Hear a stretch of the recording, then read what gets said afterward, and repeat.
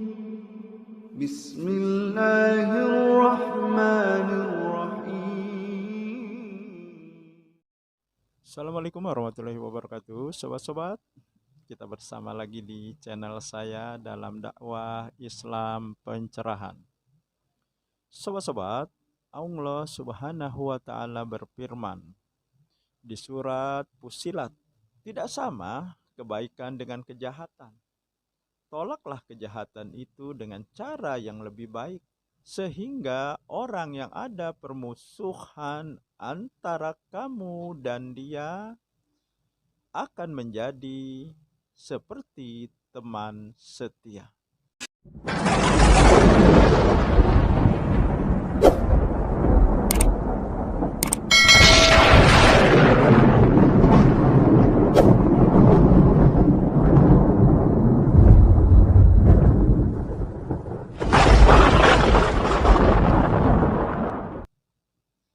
Nah, sobat-sobat, firman Allah ini teraplikasikan, terejawantah di sikap dan pribadi Rasulullah.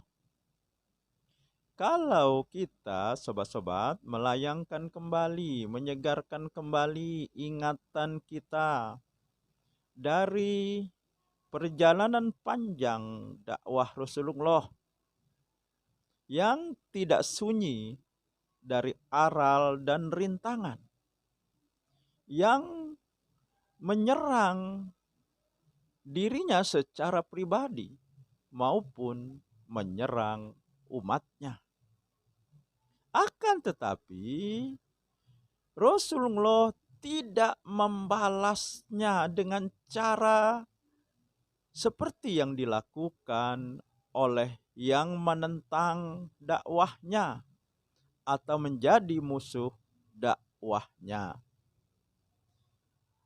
Rasulullah tidak pernah membalas caci maki orang yang mencaci makinya. Bahkan Rasulullah tidak pernah membalas perbuatan yang melukai dirinya, seperti ketika beliau berdakwah di Thaif. Di sana Rasulullah bukannya mereka sambut, akan tetapi mereka melempari beliau dengan batu sehingga beliau terluka. Ketika beliau ditawari oleh malaikat azab untuk menimpakan bukit Uhud kepada masyarakat Thaif, apa jawaban Rasulullah? Beliau menolak. Karena kata beliau, mereka belum tahu. Mungkin saja keturunan mereka akan mengikuti apa yang aku dakwahkan. Dan sejarah membuktikan apa yang diucapkan Rasulullah ini terbukti. Bahkan ketika nyawa beliau terancam, beliau tidak membalaskan ketika dia punya kesempatan yang sama dengan orang yang mengancamnya.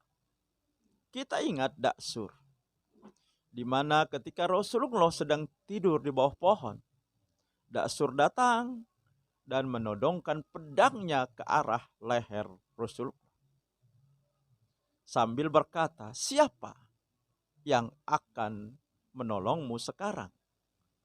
Ujar Daksur.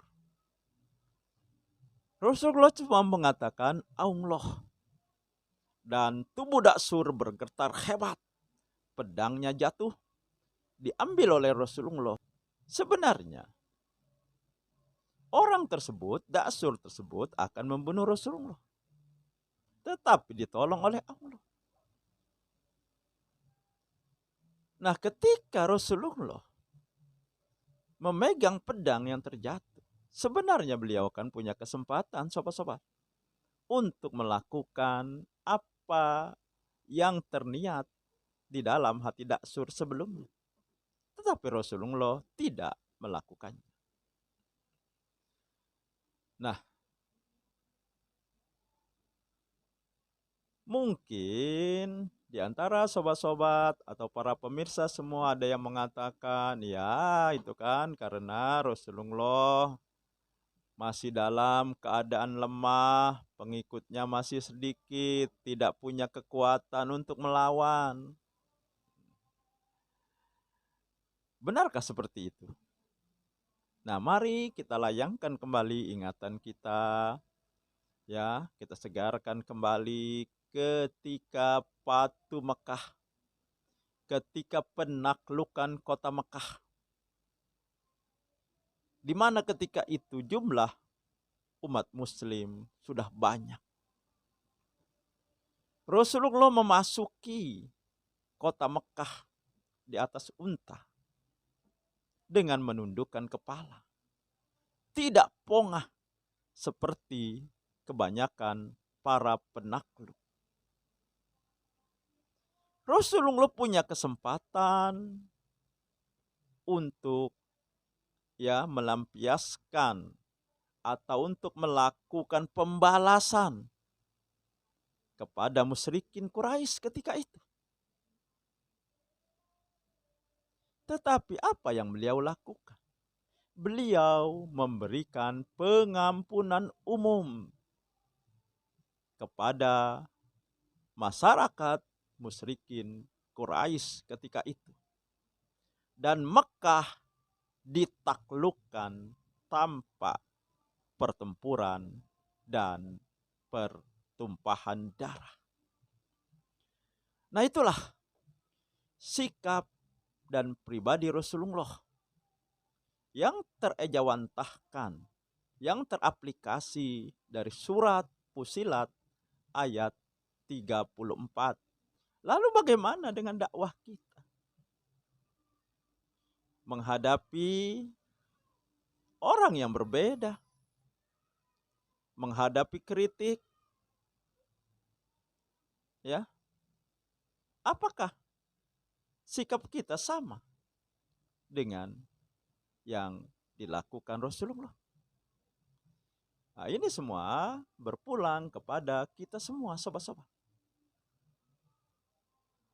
Karena Allah sudah menegaskan, a'udzubillahi minasyaitonirrajim, laqad kana lakum fi Rasulillahi uswatun hasanah.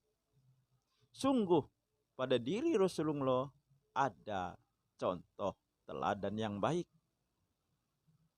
Artinya kalau kita memang mengaku umat Nabi Muhammad, mengaku beliau sebagai nabi, sebagai pemimpin kita, maka kita harus meniru cara Rasulullah. Begitupun cara berdakwah, begitupun cara menghadapi orang-orang yang berbeda dengan pemahaman kita. Bahkan dengan musuh sekalipun, Rasulullah tidak menggunakan kekerasan, baik kekerasan fisik maupun kekerasan secara verbal, yaitu caci maki. Nah, demikian sobat-sobat, semoga ini menginspirasi dan mencerahkan. Nasrum minallahi wa fatun qarib. Wassalamualaikum warahmatullahi wabarakatuh.